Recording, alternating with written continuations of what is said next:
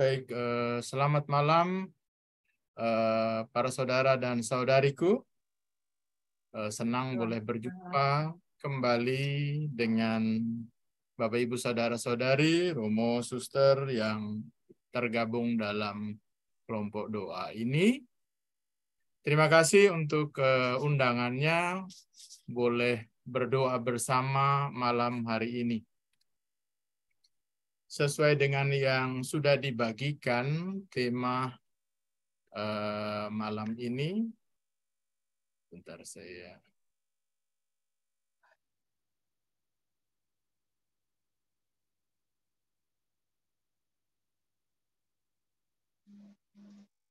tema malam ini adalah panggilan dan perutusan kita. Teks inspirasi itu saya ambil dari Injil Markus bab 3 ayat 13 sampai 15.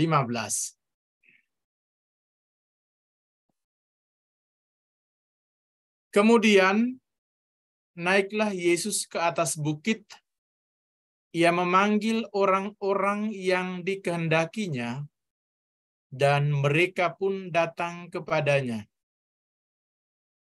Ayat 14, ia menetapkan 12 orang untuk menyertai dia, dan diutusnya memberitakan Injil. Dan diberinya kuasa untuk mengusir setan. Ini teks singkat yang kita renungkan malam hari ini bersama, menjadi inspirasi untuk permenungan kita hari ini. Para saudara dan saudariku, menurut hemat saya, nas atau perikopa kecil ini itu merupakan rangkuman singkat namun padat dari teologi penginjil Markus mengenai panggilan dan perutusan. Tentu saja panggilan dan perutusan para rasul, dan panggilan dan perutusan kita, saya dan Anda, yang menjadi pengikut Yesus.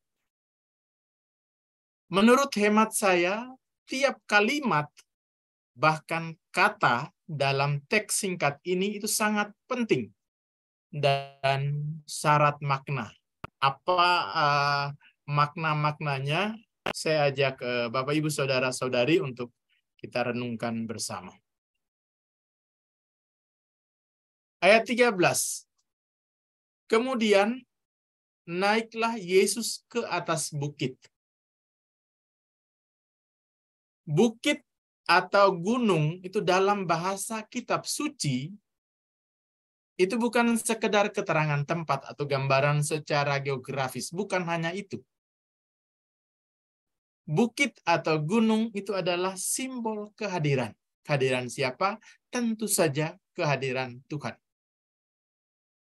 Secara rohani, bukit atau gunung itu melambangkan usaha seseorang mengatasi monotoni hidup atau hidup yang datar-datar saja, dan naik ke dimensi yang lebih tinggi dan yang kudus, di mana ia akan mengalami kehadiran Tuhan. Jadi itu makna bukit atau gunung dalam kitab suci. Mari kita belajar dari kitab suci. Dalam perjanjian lama, Abraham, bapak kaum beriman, itu diuji imannya untuk mempersembahkan Ishak anaknya itu di atas gunung. Kita bisa membaca dari Kejadian bab 22 ayat 1 sampai 19. Di mana ketika mereka berjalan dengan Ishak, lalu Ishak itu bertanya, "Bapak, di sini sudah ada apa perlengkapan dan seterusnya, tetapi di mana persembahan yang menjadikan yang korban yang kita persembahkan?"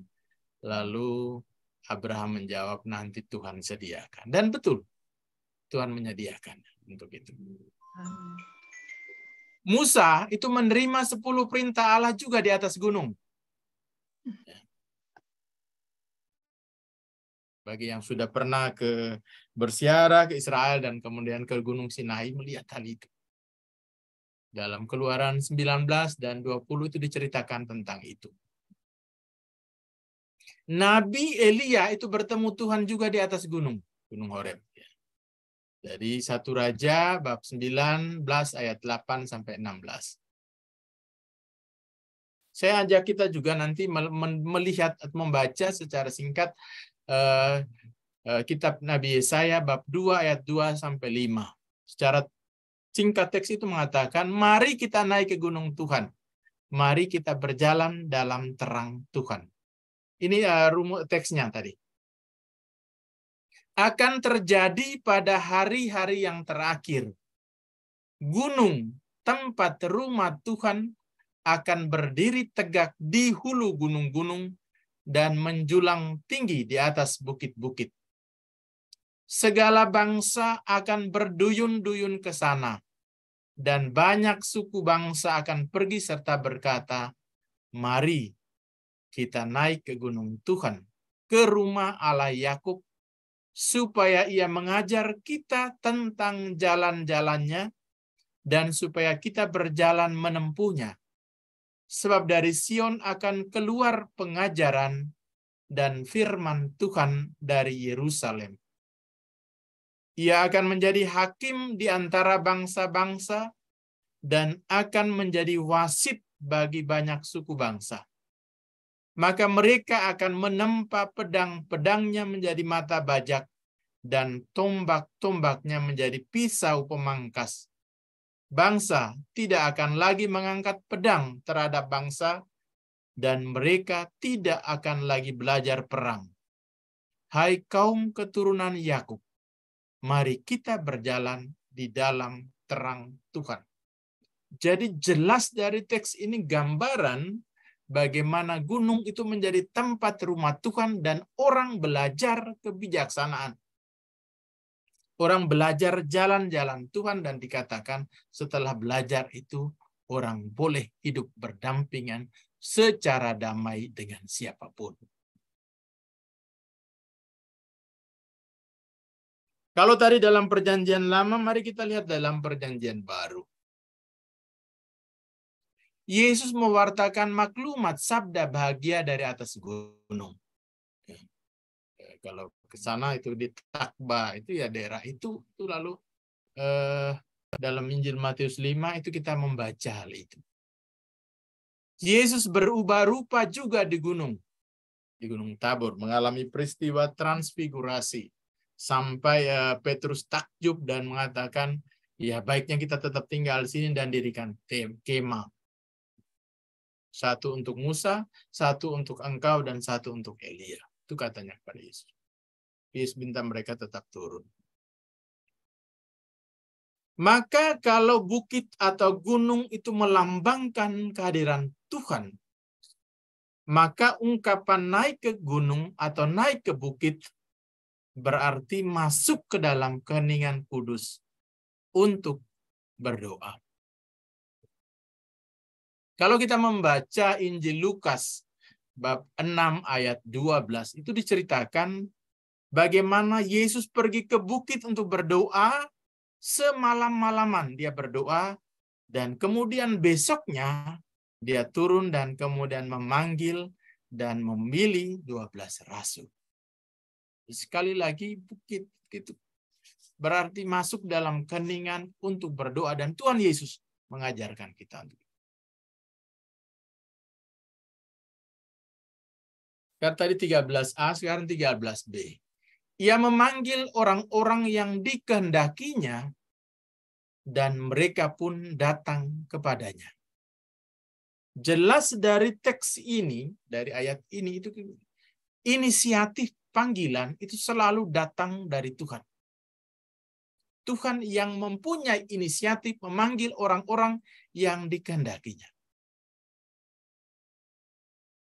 Dan berbicara tentang panggilan Tuhan itu melalui banyak cara. Melalui orang tua kita, melalui guru-guru, melalui teman, melalui buku, melalui film, dan berbagai macam hal yang lain. Ketika saya masuk seminari menengah tahun 92, tuh salah satu hal favorit yang saya selalu dengar dari pembimbing rohani waktu itu mengatakan, dalam urusan panggilan ini ada dua aspek. Kalau Tuhan mau dan kalau kemudian kamu sendiri mau, pasti akan tercapai. Tetapi kalau kamu mau memaksakan diri, tetapi Tuhan menentukan jalan lain untukmu di dalam panggilan ini, pasti tidak akan jadi juga. Karena apa? Inisiatif awalnya itu dari Tuhan. Begitu pula panggilan Tuhan bagi Anda semua dalam persekutuan dan dalam komunitas ini. Tentu saja gerakan itu datang dari Tuhan sehingga kemudian Anda menjawab ya dan mau bergabung dalam kelompok doa ini. Sekali lagi inisiatif itu datang dari Tuhan. Ia memanggil orang-orang yang dikehendakinya. Anda bergabung dalam komunitas doa ini, Anda dikehendaki oleh Tuhan untuk bergabung dan berdoa bersama, saling mendoakan dan mendoakan saudara-saudari yang lain.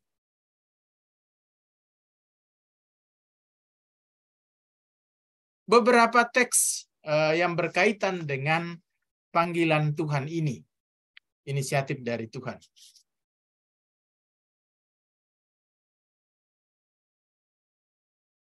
Kenapa ini tercoret?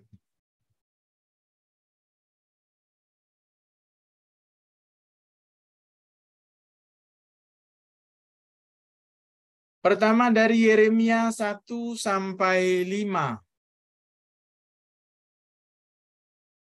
Siapa sedang menggambar ini? Anton. Dikatakan begini, sebelum aku membentuk engkau dalam rahim ibumu, aku telah mengenal engkau. Dan sebelum engkau keluar dari kandungan, aku telah menguduskan engkau.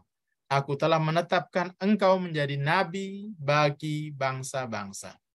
Sekali lagi, panggilan inisiatif itu dari Tuhan. Dan Yeremia dikatakan tadi masih dalam rahim ibu telah dikenal dan kemudian ditetapkan untuk menjadi nabi bagi bangsa-bangsa. Dari Yeremia 31 ayat 3. Katakan, dari jauh aku menampakkan diriku kepada mereka, hai umat Israel. Sejak dulu aku selalu mengasihi kamu, dan seterusnya. Aku akan tetap menunjukkan bahwa aku selalu mengasihi kamu. Dikatakan bahwa kasih karunia Tuhan itu kekal. Ya, senantiasa menyertai dan mendampingi kita. Teks yang lain dari Yesaya 43 ayat 1. Tetapi sekarang beginilah firman Tuhan yang menciptakan engkau, hai Yakub, yang membentuk engkau, hai Israel. Janganlah takut, sebab aku telah menebus engkau. Aku telah memanggil engkau dengan namamu. Engkau ini kepunyaanku. Jadi jelas sekali tergambar bahwa inisiatif atau panggilan awal itu dari Tuhan sendiri. Dari Yesaya 49 ayat 1. Dengarkanlah aku, hai pulau-pulau. Perhatikanlah, hai bangsa-bangsa yang jauh. Tuhan telah memanggil aku sejak dari kandungan. Telah menyebut namaku sejak dari perut ibuku. Ini keyakinan. Keyakinan dari Yesaya. Bahwa Tuhan mengenal dia dan Tuhan menetapkan dia dari awal sebagai nabi untuk mewartakan kebenaran firman Tuhan. Atau dari Efesus bab 1 ayat 3 sampai 4. Itu bunyinya seperti ini. Terpujilah Allah dan Bapa Tuhan kita, Yesus Kristus, yang dalam Kristus telah mengaruniakan kepada kita segala berkat rohani di dalam surga. Sebab di dalam Dia, Allah telah memilih kita sebelum dunia dijadikan, supaya kita kudus dan tak bercacat di hadapannya. Allah telah memilih kita sebelum dunia dijadikan. Sekali lagi, dari teks-teks yang kita baca dan kita dengarkan tadi, inisiatif atau langkah pertama itu dari Tuhan. Langkah kedua adalah tanggung jawab saya. Apa jawaban saya terhadap panggilan Tuhan itu? Tuhan memanggil, maka saya menjawab. Alur hidup Kristiani adalah rangkaian panggilan dan jawaban dari kita. Rangkaian panggilan Tuhan dan jawaban dari kita manusia sehingga terjadi dialog. Itu yang kemudian dalam rumusan yang lain dikatakan, kalau orang mengatakan rumusan, wahyu dari Tuhan itu ditanggapi oleh kita dengan iman. Sehingga lalu ketemu. Dari iman kita, penghubung antara dari Allah dan kemudian manusia itu ada di tengah, namanya salib. Sehingga lalu Yesus itu menjadi pengantara.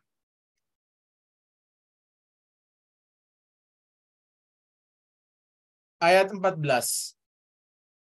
Ia menetapkan 12 orang untuk menyertai dia dan diutusnya memberitakan Injil. Ayat 14 ini itu menyampaikan kepada kita tujuan panggilan kita. Dari ayat ini ada dua tujuan. Pertama, itu menyertai dia. Jadi ia menetapkan 12 orang untuk menyertai dia. Itu berarti ada bersama, tinggal dalam dia. Menyertai dia, ada bersama, tinggal dalam dia. Maksudnya begini. Ya, ada ungkapan dalam bahasa Latin, itu nemo dat quod non habet. Tak seorang itu memberi dari apa yang tidak ia punyai. Kalau kita memberi, itu berarti kita sudah punya dulu. Jadi nemo dat quod non habet artinya bahwa tak seorang itu memberi dari apa yang tidak ia punyai. Berarti itu ya mustahil karena dia tidak punya, memberi apa. Kita bisa mewartakan dia kalau kita mengalami dia. Kita kenal dan mencintai dia.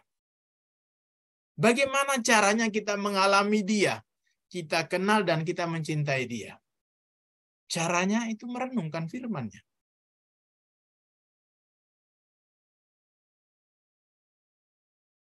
Doa bersama. Dalam Matius 18 ayat 20. Dikatakan itu. Lalu kemudian peduli dan perhatikan sesama. Matius 25 Yesus mengatakan, apapun yang kamu lakukan terhadap sama saudaraku yang paling hina, itu kamu lakukan untuk aku. Tetapi apapun yang tidak kamu lakukan untuk sama saudaraku yang paling hina, tidak kamu lakukan untuk aku. Juga dalam sakramen. Ada 3 sakramen yang menjadi dasar kita, yang disebut sebagai sakramen inisiasi, sakramen baptis, sakramen ekaristi, dan sakramen krisma. Baptis itu artinya bahwa kemudian tanda kita diterima masuk dalam persekutuan gereja, menjadi orang Katolik pengikut Yesus, dan supaya kita kuat, lalu kita diberi makanan secara rohani dalam ekaristi. Diberi makan secara rohani sampai pada saatnya kita dianggap cukup dan sudah siap untuk bersaksi, kita diberikan menerima sakramen krisma. Ya, lalu pada saat krisma uskup kuatkan di pipi itu mengangkut, ya sekarang sadar kamu bukan lagi anak kecil yang harus makan bubur lagi, tetapi sekarang tugasmu itu adalah keluar untuk bersaksi melalui contoh dan teladan hidup. Itu saja juga kemudian sakramen-sakramen yang lain. Lalu rangkaian itu, baptis, ekaristi, dan krisma, diterima masuk, lalu kemudian dalam ekaristi dikuatkan, diberi makanan secara rohani, lalu sampai pada saatnya krisma siap keluar untuk menjadi saksi. Ya, ada lagu setelah dirimu diselamatkan, jadilah saksi.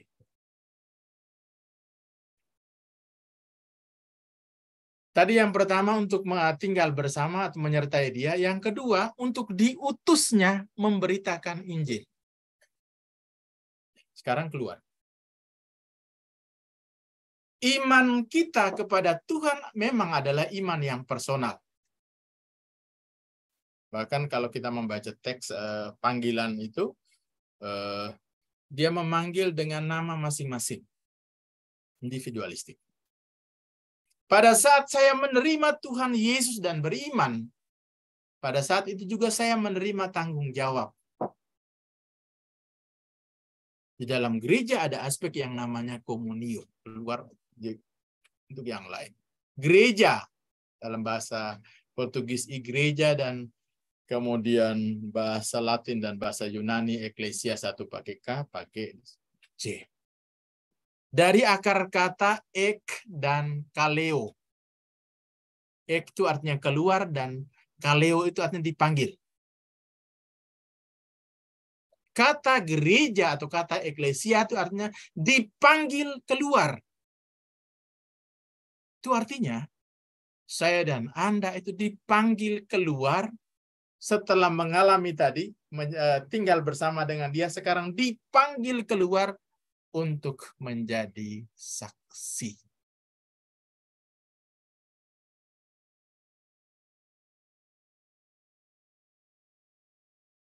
Anda dipanggil keluar untuk menjadi saksi melalui tadi, kemudian mendoakan orang lain.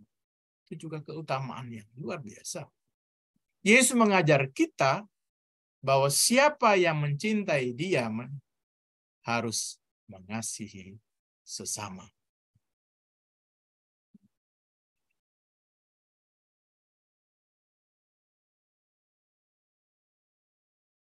Ayat 15. Dan diberinya kuasa untuk mengusir setan. Para saudara dan saudariku yang terkasih, pengutusan para murid dan kita semua itu disertai dengan kuasa untuk mengusir setan. Setan adalah nama yang dipakai kitab suci untuk segala kekuatan dan kuasa kegelapan yang membelenggu kita. Bisa itu dalam bentuk kebencian, bisa dalam bentuk dendam, bisa dalam bentuk iri hati, keserakahan, perang, dan berbagai hal yang lain yang sifatnya merugikan diri sendiri dan merugikan orang lain.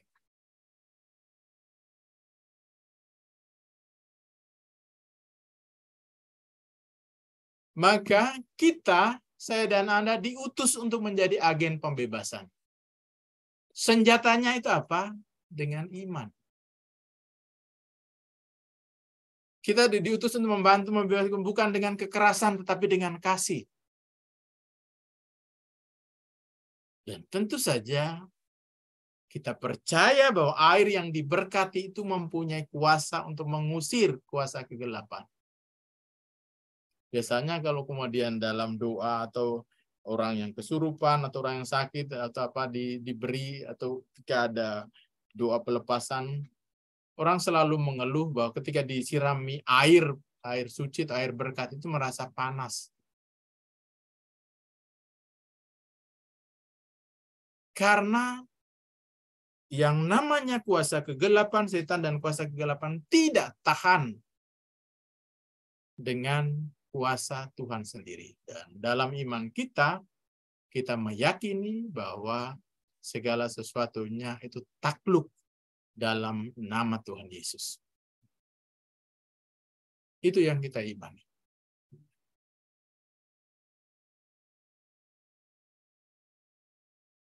Maka beberapa nasihat dengan teks singkat yang kaya makna ini, para saudara dan saudariku, saya mau menyampaikan beberapa hal.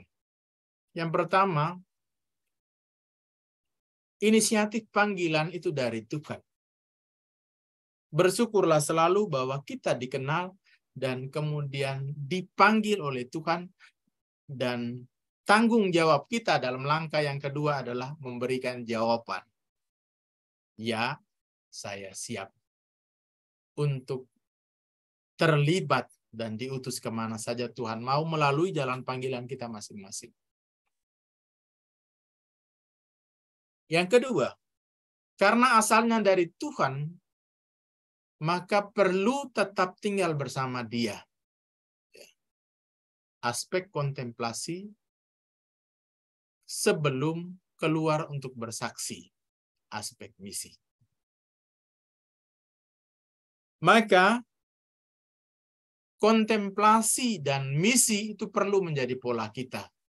Dalam artian, dalam setiap kesibukan aktivitas kita itu perlu juga waktu hening. Membiarkan Tuhan berbicara. Sebagaimana kalau teks yang lain, kita belajar dari Maria. Ketika Yesus datang ke rumah, lalu Maria itu duduk tenang di bawah kaki Tuhan dan dengarkan. Sementara Marta sibuk keluar dan mempersiapkan segala sesuatu. Tapi dua aspek itu harus seimbang. Hening timba kekuatan dari hadiratnya, baru keluar untuk bersaksi. Itu kekuatan kita. Jadi kita menolong orang lain dasarnya adalah karena iman. Kita mendoakan orang lain dasarnya karena iman. Karena Tuhan yang menggerakkan saya.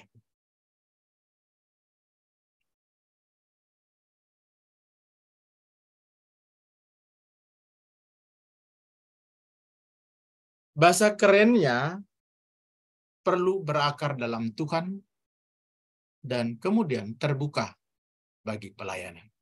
Apa yang Tuhan mau, sekarang saya siap. Ya, sesuai dengan keadaan. Kita mulai dari dalam keluarga kita.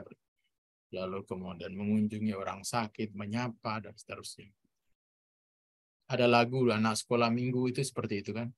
Yesus tak punya tangan lagi, tangan kitalah yang menjadi tangannya. Untuk tugas pelayanan di tengah orang masa kini. Yesus tak punya kaki lagi, kaki kitalah yang menjadi kakinya. Di apa saja, Yesus tak punya mata lagi, mulut lagi, sekarang kita punya tugas itu. Kita mengenal 4 Injil ya. Matius, Markus, Lukas, Yohanes. Kita bisa menjadi Injil yang kelima. Membawakan sukacita, kabar gembira Tuhan itu kepada siapapun yang kita jumpai. Akhirnya, para saudara dan saudariku yang terkasih, tetaplah semangat, salam sehat, dan jangan lupa bahagia. Bahagiaan, semangat itu menjadi imun bagi kita untuk terus mampu bersaksi, melayani, dan mendoakan sesama. Terima kasih.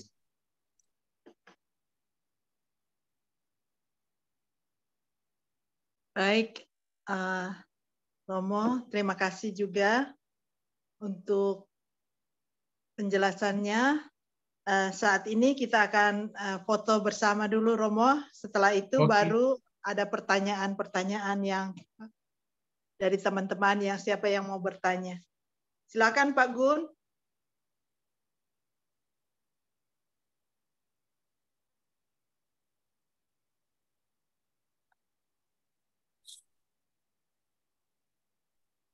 Pak Gunawan. Tolong dibuka ya kameranya, Bu Silva. Siap-siap Bu Silva.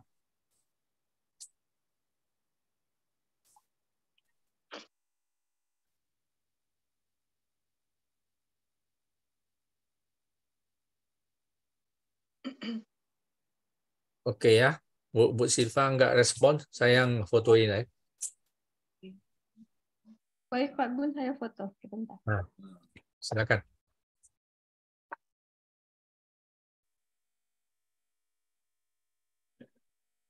Bapak Ibu, boleh dibuka kameranya dan berikan senyumnya yang terbaik.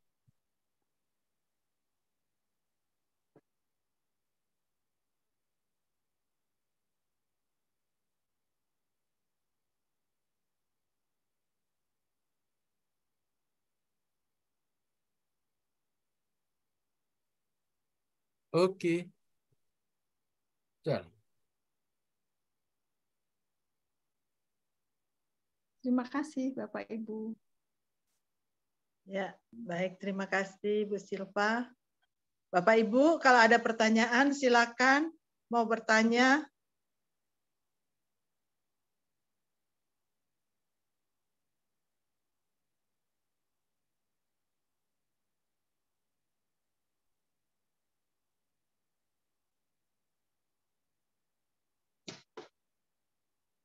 Ayo teman-teman. Silakan Bu Apa Imakul. Ibu? Ini ada Ibu Imakulata yang mengangkat tangan, Pak Gun. Ya, silakan aja bertanya langsung. Boleh silakan langsung bertanya.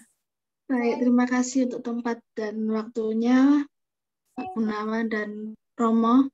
Perkenalkan, nama saya Imakulata Bristiawati, bisa dipanggil Ima. Umur saya masih 23 tahun, yang bisa dikatakan masih remaja dan masih labil pikirannya mungkin ya. Saya sangat benar-benar untuk beberapa hari ini benar-benar pikiran saya kacau balau, terutama apalagi dalam panggilan Tuhan yang telah dijelaskan oleh Romo tadi, bahwa panggilan Tuhan itu melalui banyak cara, dari guru, orang tua, teman, bahkan buku dan film yang bisa dikatakan itu adalah buatan manusia ya, untuk buku dan film itu. Nah, yang ingin saya tanyakan, bagaimana cara kita itu menyadarkan orang yang kita sayangi itu agar dia itu bisa kembali kepada kita, terutama orang tua. Itu bagaimana? Karena bagi saya melihat dengan umur saya seperti ini, itu merasa, aduh sudah tidak pantas gitu. Walaupun kan pekerjaannya halal, iya. Tapi kita bisa makan seadanya kok, tidak harus mewah. Itu bagaimana caranya untuk mengembalikan orang tua? Karena bagi saya, materi tidak penting. Apalagi kita saat kita sudah meninggal, kita tidak bawa apa-apa. Itu bagaimana?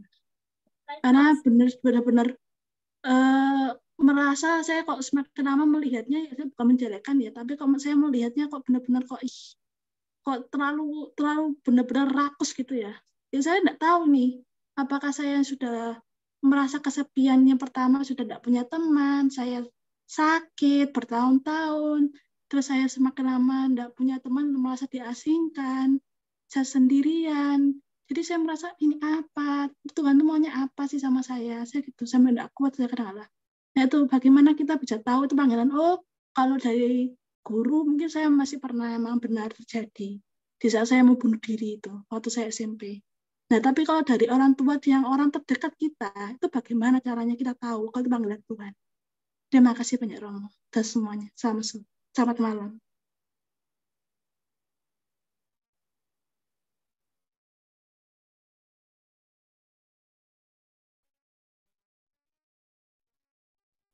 Langsung atau masih ada pertanyaan lagi? Kan Romo langsung aja dulu satu-satu. Baik, Imakulata, terima kasih untuk pertanyaannya. Apa yang digumuli, apa yang dirasakan saat ini. Yang pertama saya mau katakan begini. Kita tidak mampu mengubah orang lain. Tetapi dalam iman itu kita percaya bahwa Tuhan bisa. Maka cara yang paling pertama adalah membawa mereka di dalam doa. Itu juga yang kemudian kita lakukan malam hari, mendoakan ini siapa dan seterusnya. Kita membawa mereka di dalam doa, kita sertakan mereka di dalam doa. Berapa lama kita mesti harus berdoa? Itu tergantung kebijaksanaan Tuhan. Kita bisa belajar dari pengalaman Santa Monica dan Santo Agustinus. Santa Monica itu berdoa sekian lama untuk menyadarkan suaminya Patricius dan putranya Agustinus. Suaminya hidupnya tidak benar, lalu putranya Agustinus itu lalu jatuh dalam berbagai dosa dan sangat lama Santa Monica itu berdoa sampai pada waktunya Patricius disadarkan dan Agustinus putranya itu lalu bertobat dan kemudian menjadi orang yang kudus yang terkenal ya di dalam sejarah gereja kita. Artinya ada yang memang bisa cepat, ada yang kemudian perlu waktu yang lama. Sekali lagi tergantung kebijaksanaan Tuhan. Yang penting bagi kita adalah bagi Tuhan itu tidak ada yang mustahil. Yang kedua, Tuhan mengatakan begini, jika sama saudaramu berbuat dosa atau salah dan seterusnya, tegur dia di bawah 4 mata. Artinya, kalau kemudian bisa diajak bicara, sampaikanlah secara kamu mengenal orang-orang terdekat tadi, orang tua dan terkenal, lalu ajak untuk bicara. Apa yang menjadi pikiran dan pertimbanganmu disampaikan. Kalau situasi itu tidak mungkin, Tuhan memberikan cara yang lain. Kalau memang itu tidak bisa, lalu undang orang lain untuk tidak hanya 4 mata tadi. Maka sertakan lega orang-orang yang ditokohkan atau orang yang dipercaya atau apapun, misalnya pengurus ataupun romo paroki, untuk kemudian mengingatkan orang yang tadi yang kita harapkan supaya dia berubah.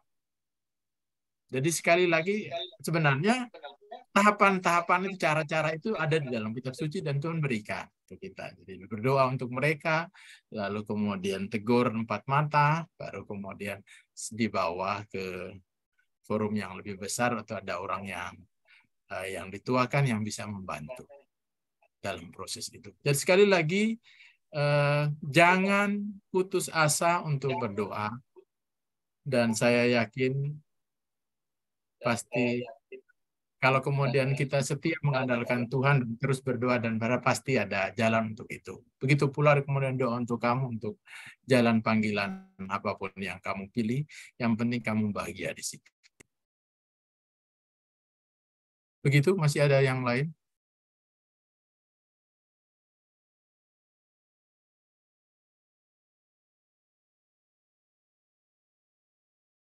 Bu Yeni belum buka mic-nya, Bu Yeni.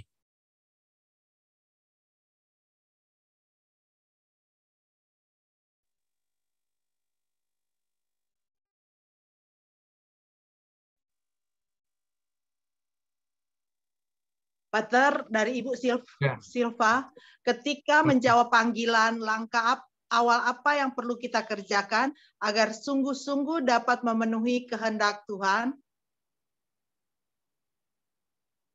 Ketika menjawab panggilan, ya.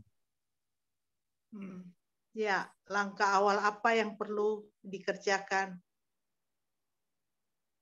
Saya sharingkan pengalaman saya. Ya. Ya. Ketika saya masih SD, ya kebetulan bapak saya itu bapak ibu saya guru dan bapak saya kebetulan pengurus DPP. Pastor itu pastor paroki, kadang berkunjung berdiskusi dengan bapak dan seterusnya. Lalu saya tertarik dengan cara hidup yang seperti itu. Tapi lalu ketika SMP ada banyak cita-cita yang lain. Saya ingin juga menjadi dokter dan seterusnya. Tapi ketika saya kelas 3 SMP, ketika ada pengumuman pendaftaran untuk masuk seminari, saya langsung ingat lagi keinginan dan motivasi awal saya dulu ketika melihat pastor dan seterusnya. Lalu saya langsung menghubungi pastor paroki, ikut tes di seminari, ikut tes masuk ke seminari, dan berproses menjalani. Artinya ketika kita mau menjawab panggilan Tuhan, pertama dengan kesediaan dulu. Ya Tuhan, saya siap dan sekarang Tuhan mau pakai saya untuk di bidang apa yang kemudian Tuhan mau. Jadi kita menyiapkan diri kita, menyiapkan hati kita, dan kemudian ikut proses. Misalnya tadi dipanggil untuk masuk dalam komunitas doa ini, ya langkah awalnya itu adalah ikut bergabung. Masuk dan kemudian mengenal kelompok doa ini, lalu ikut cara-cara doanya, sampai merasa, oh ini tempat saya juga ternyata, dan saya menjawabnya dengan tadi ikut kegiatan-kegiatan yang ada. Apapun panggilan kita, ya kita langkah pertama ya tadi menyiapkan diri, menjawab ya, dan kemudian ikuti proses yang ada.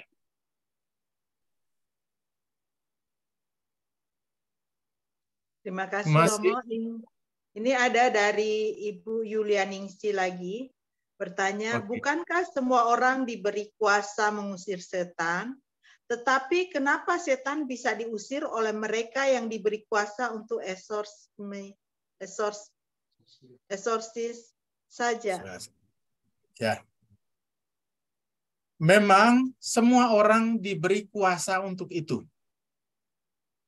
Dalam kitab suci itu kita membaca juga ketika ada orang yang membawa orang yang lumpuh atau bisu tuli kepada para rasul dan kemudian dikatakan para rasul itu tidak mampu melakukan itu. Lalu Yesus mengatakan jenis ini hanya dapat dilakukan dengan doa dan puasa. Artinya bahwa tadi sebelum kita menolong orang lain, yang tadi saya katakan nemo dat quod non habet, kita sendiri harus mengalami dulu.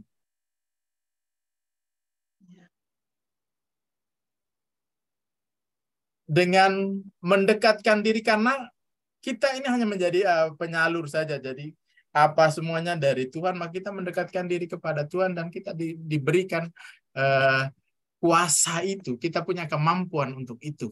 Bahkan kemudian dari kitab suci tadi saya katakan para rasul pun kemudian ada yang tidak mampu dan perlu Yesus sendiri yang turun tangan.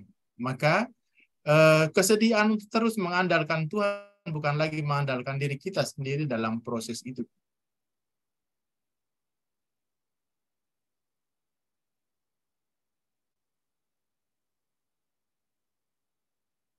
Begitu? Ya, baik. Ini Pak Lumban Raja, silakan kalau mau bertanya langsung. Siap. Selamat malam, Pastor Kosmas. Terima kasih, Bu Yeni. Ya, Pastor, saya sedikit sharing ya, dan ingin penguatan ya dari Pastor. Oke. Saya punya adik nomor 4, ada sekarang di Bali. Beberapa bulan lalu dia terpapar virus dan sekarang kondisinya sedang kritis lah ya, termasuk kritis juga karena karena virus itu menyebabkan berat badannya turun drastis dari 100 kilo sekarang tinggal 68 kilo ya. Dan sampai pendengarannya berkurang lah ya. Jadi harus dibisikin ke telinganya gitu, Pastor. Kami jaraknya berjauhan, saya sendiri sekarang posisi di Banjarmasin di Kabupaten Tabalong. Kemudian orang tua ada di Medan dan dia di Bali, di Jimbaran. Gitu ya, Pastor. Sebagai abang, saya nomor 2 dari 6 bersaudara dan adik saya itu Budi Ganda namanya. Itu nomor 4. Kami keluarga karena saling berjauhan juga sedih lah ya. Dan kami saling mendoakan, saling support. Gitu ya, Pastor. Dan saya melihat di awal adik kami Budi Ganda ini karena sakitnya itu seperti dia menyerah gitu loh, menyerah. Lalu kami dari keluarga menyampaikan bahwa kamu yakin bahwa sakitmu kamu sedang diproses Tuhan, mungkin ada rencana Tuhan yang terbaik gitu, Pastor. Lalu kami juga, keluarga juga mensupport baik secara materi juga doa ya, saya secara pribadi melakukan doa novena 3 Salam Maria, kemudian berdevosi dengan doa yang diajar Santo Padre Pio ya, Santo Padre Pio. Gitu, Pastor.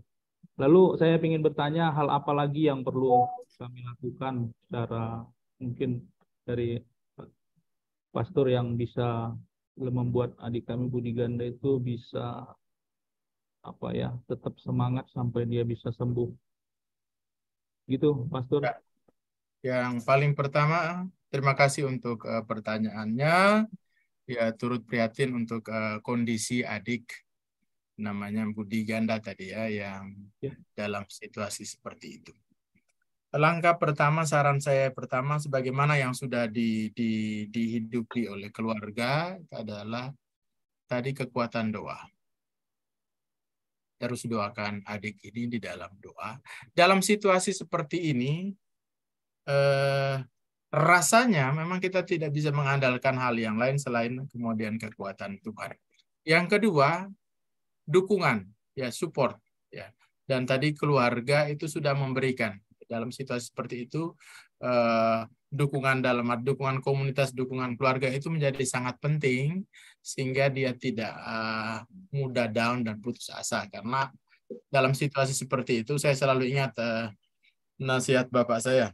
Kalau sakit, obat yang paling pertama itu adalah semangat, yang kedua makan.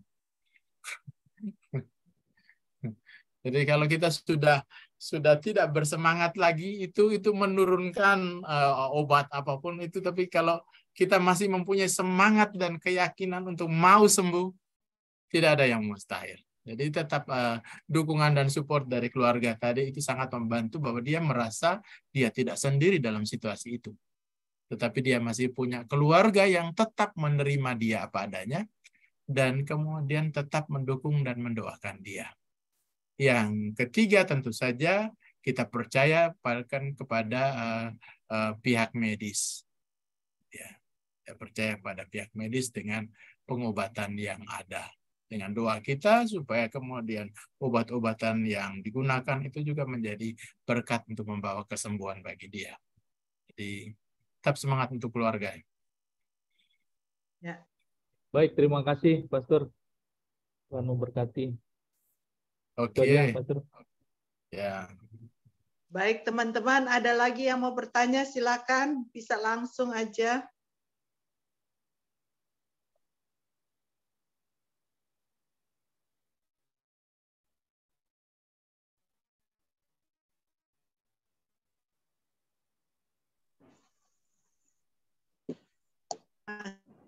Masih adakah?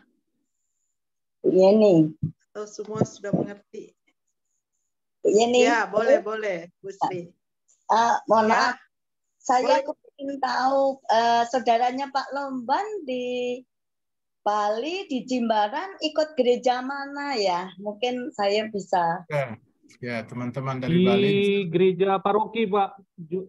Di gereja paroki, Ibu. Saya Paroki apa? Ya. Paroki mana, Pak?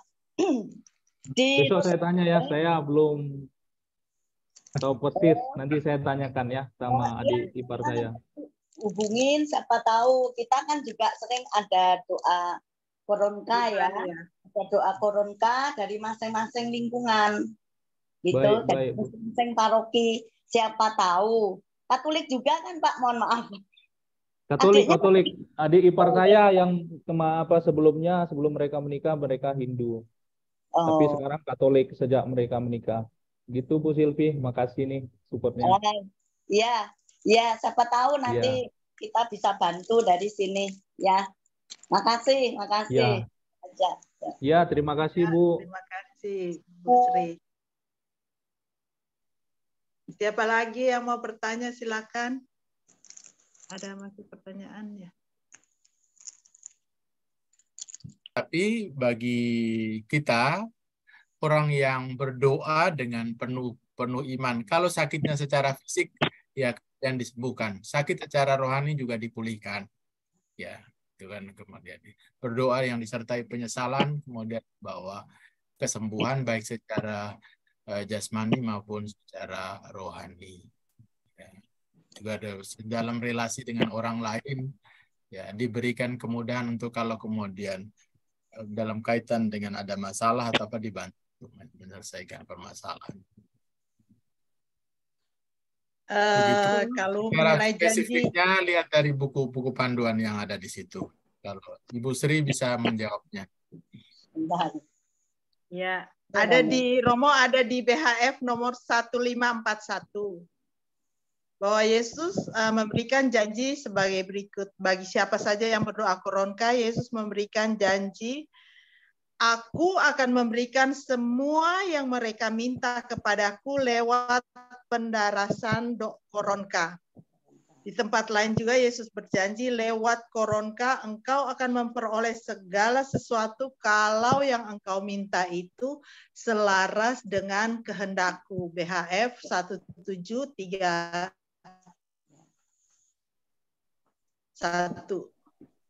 Terus F687.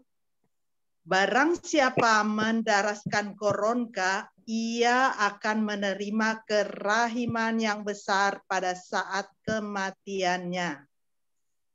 Dan ada lagi, terkait dengan para pendosa, doa koronka merupakan harapan terakhir untuk beroleh keselamatan. Pendosa yang sangat keras hatinya pun asal saja mau mendaraskan koronka ini satu kali saja, akan menerima rahmat dari kerahimanku yang tak terbatas. BHF 687. Dan satu lagi, apabila orang-orang berdosa apabila orang-orang berdosa yang keras hati mendaraskan koronka, aku akan memenuhi jiwa mereka dengan damai, dan saat kematian mereka akan menjadi saat yang membahagiakan. BHF 1541. Kalau Bapak Ibu mempunyai buku ini yang kursus kerahiman ilahi tingkat dasar, ini ada yang tadi saya baca itu semua ada mengenai doa koronka. Ada nomor-nomornya sangat jelas. Ya. Karena kalau cari dari buku yang tebal itu susah. Kalau pakai buku yang kecil ini gampang. Ya. Kita segera akan mengakhiri ibadat kita pada malam hari ini dengan lagu penutup, kemudian dilanjutkan oleh Romo dengan doa penutup dan doa berkat. Persilakan. Kita nyanyikan lagu penutup, tunjukkan belas kasih-Mu.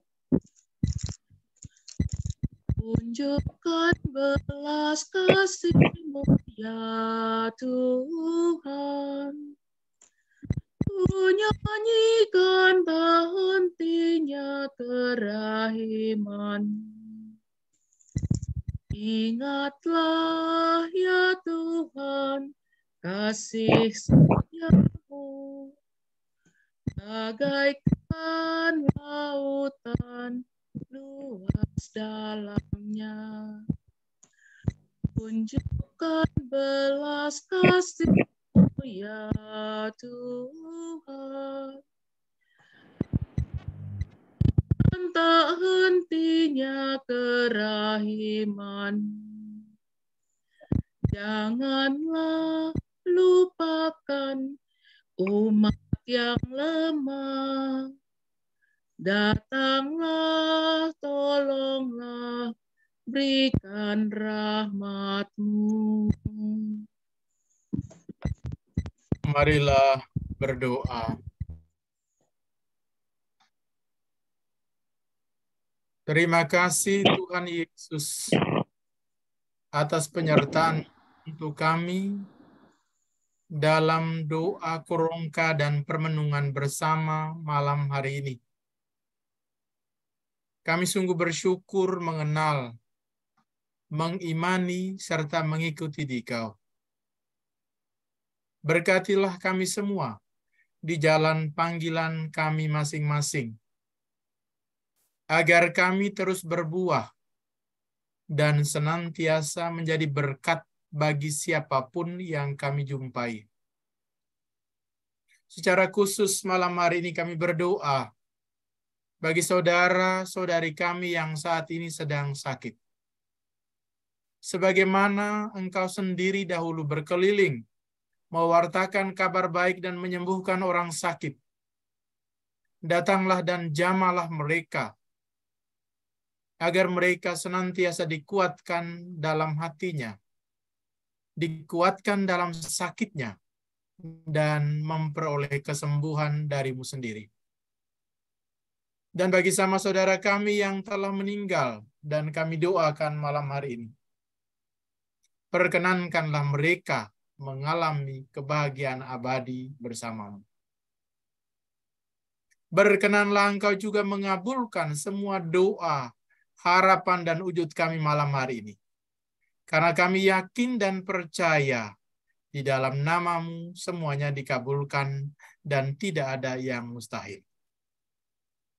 Berkatilah senantiasa kebersamaan kami dalam komunitas ini.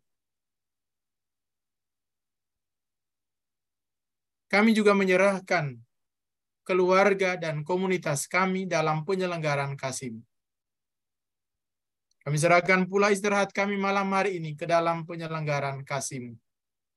Semoga kami dapat tidur dengan nyenyak dan besok pagi dapat bangun kembali dengan semangat baru dalam mengikuti Putra-Mu sesuai panggilan kami masing-masing. Engkau yang hidup dan berkuasa, kini dan sepanjang segala masa. Amin. Amin.